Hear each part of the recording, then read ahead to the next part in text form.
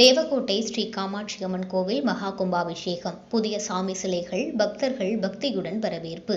சிவகங்கை மாவட்டம் தேவக்கோட்டை அண்ணா சாலை அருள்மிகு காமாட்சி அம்மன் திருக்கோவில் மகா கும்பாபிஷேகத்தை முன்னிட்டு ஸ்ரீ பாலகணபதி, வள்ளி தெய்வானை சமேத கல்யாண சுப்பிரமணியர், ஸ்ரீ காமாட்சி அம்மன், ஸ்ரீ கனக துர்க்கை, ஸ்ரீ தம்பதி தட்சிணாமூர்த்தி மற்றும் தம்பதி சமேத நவக்கிரகங்கள் ஆகிய சுவாமிகள் புதியதாக மகாபலிபுரத்தில் செய்யப்பட்டு நேற்று வருகை புரிந்தது.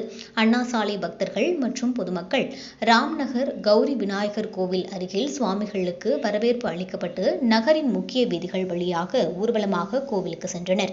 அங்கு பெரிய நீர்த்தொட்டியில் சுவாமிகளை வைத்து பூஜைகள் செய்து வழிபட்டனர்.